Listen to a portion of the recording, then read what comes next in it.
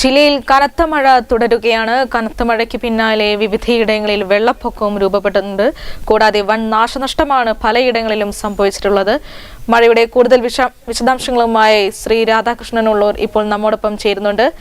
ആർക്കെ, മഴ ഇപ്പോൾ ശക്തമായി തന്നെ തുടർന്നുകൊണ്ടിരിക്കുകയാണ്. ഈ ഒരു സാഹചര്യത്തിൽ എന്തൊക്കെയാണ് ജില്ലയിലെ നിലവിലെ സ്ഥിതിഗതികൾ? ഉണ്ടായിരിക്കുന്ന കാലവർഷം വലിയ ദുരന്തമാണ് എല്ലായിടത്തും ഉണ്ടാക്കിയിരിക്കുന്നത്. പലയിടങ്ങളിലും, പ്രത്യേകിച്ച് കോഴിക്കോട് ജില്ലയിൽ പലയിടങ്ങളിലും വീടുകൾ വെള്ളം കയറുകയും വ്യാപാര സ്ഥാപനങ്ങളിൽ വെള്ളം കയറുകയും ഒക്കെ ചെയ്തിരിക്കുകയാണ്. ബാലുശ്ശേരി മേഖലയിൽ വിവിധ ഇടങ്ങളിലായിട്ട് ആളുകൾ വളരെ പ്രയാസത്തിലാണ് ഇപ്പോൾ നിൽക്കുന്നത്. വീടുകളിൽ വെള്ളം കയറിയതിനെ തുടർന്ന് ആളുകളെ മാറ്റി താമസിപ്പിക്കേണ്ട അവസ്ഥ സംജാതമായിട്ടുണ്ട്.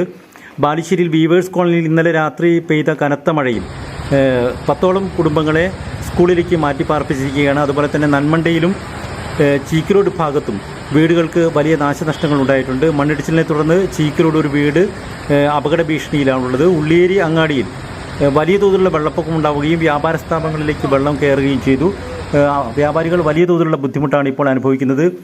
അതേപോലെ തന്നെ ബാലുശ്ശേരി അങ്ങാടിയിൽ വലിയ തോതിലുള്ള വെള്ളപ്പൊക്കമുണ്ടായി വ്യാപാര സ്ഥാപനങ്ങളിലേക്ക് വെള്ളം കയറുകയും സാധനങ്ങൾ നശിക്കുന്ന അവസ്ഥ ഉണ്ടാവുകയും ചെയ്തിട്ടുണ്ട്.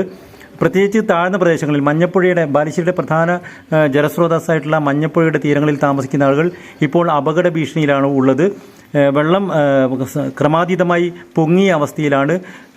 പുഴ കരകവിഞ്ഞൊഴുകുന്ന അവസ്ഥയാണ് ഇന്നലെ രാത്രി ഉണ്ടായത്. ഇന്ന് ചെറിയ തോതിൽ മഴ ശമിച്ചിട്ടുണ്ടെങ്കിലും മഴ തുടരുന്ന അവസ്ഥ തന്നെയാണുള്ളത്. അതുകൊണ്ട് തന്നെ ഈ കരകളിൽ ഉള്ള ആളുകളെ മാറ്റി താമസിപ്പിക്കാൻ വേണ്ടി റവന്യൂ വകുപ്പ് ആലോചിക്കുന്നുണ്ട് എന്നാണ് മനസ്സിലാക്കാൻ വേണ്ടി സാധിക്കുന്നത്.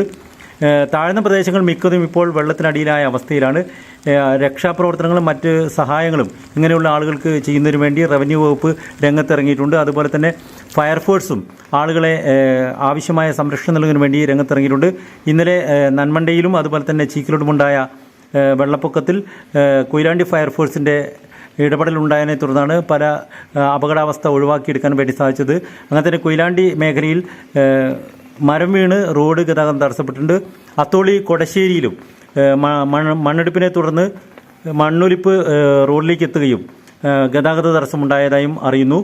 ഏതായാലും വലിയ തോതിലുള്ള അപകട ഭീഷണിയിലാണ് ഇപ്പോൾ ഈ മഴ തുടരുകയാണെങ്കിൽ ഉണ്ടാവുക എന്നാണ് നമുക്ക് മനസ്സിലാക്കാൻ വേണ്ടി സാധിക്കുന്നത്.